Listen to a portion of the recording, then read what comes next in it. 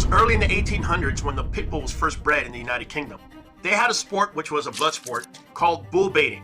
And there were dogs that were old English bulldogs that were actually used to jump in the ring with a bull, and they would tire out the bull to the point of just death by exhaustion or by injury. Bull baiting was a form of entertainment for those on the lower echelon of the social economic ladder. As a result, the Cruelty to Animals Act was actually passed in 1835 by British Parliament. What did this do? It stopped some animals, to include bears and bulls, from actually being baited. So those that were actually breeding pit bulls for baiting, now it became an illegal act. So they actually had to pivot and they got into ratting. So you ask, what is ratting? Ratting is nothing more than throwing rats in a pit with a dog and see how many he could kill in a certain amount of time. And essentially, that's where the pit bull actually gets its name, from being the dog in the pit that was actually ratting. Since dog fighting could be hidden more easily in order to be able to evade the law, a lot of citizens would just turn a blind eye. So bulldogs were actually crossed with terriers. The first pit bull terrier came out of this mix, and they did this because they wanted more speed and agility for both ratting and actually dogfighting. A few years before the Civil War, a lot of immigrants from the British Isles actually made their ways to America.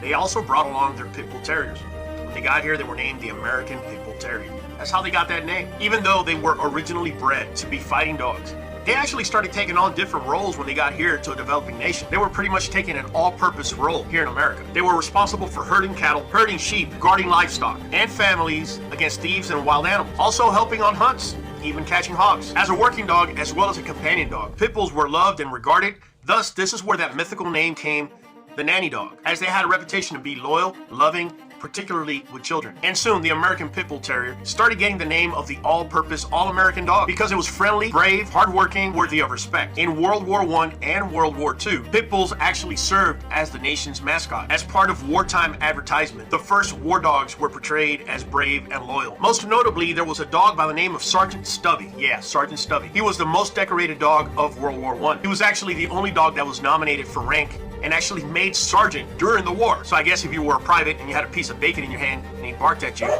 that's considered an order. You gotta hand it over, right? In 18 months, Sergeant Stubby served in the front line for 17 battles and 4 campaigns. As well as their wartime contribution, pit bulls started getting more and more popularity and getting more and more love from the American public. So the pit bull was actually being used in commercials, company logos, and popular television shows. You don't believe me? You ever watch Little Rascals? You ever seen Petey, the dog with the little line around its eye?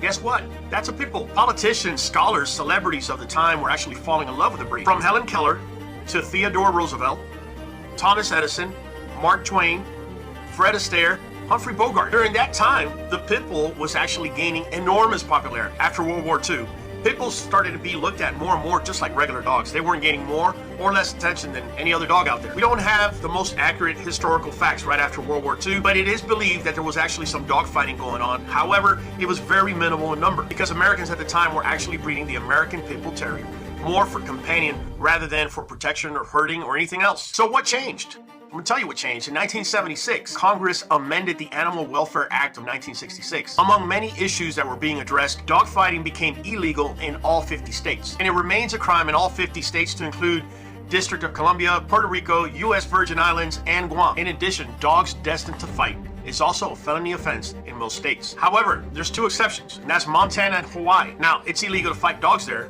but you could actually watch a dog fight and not be charged.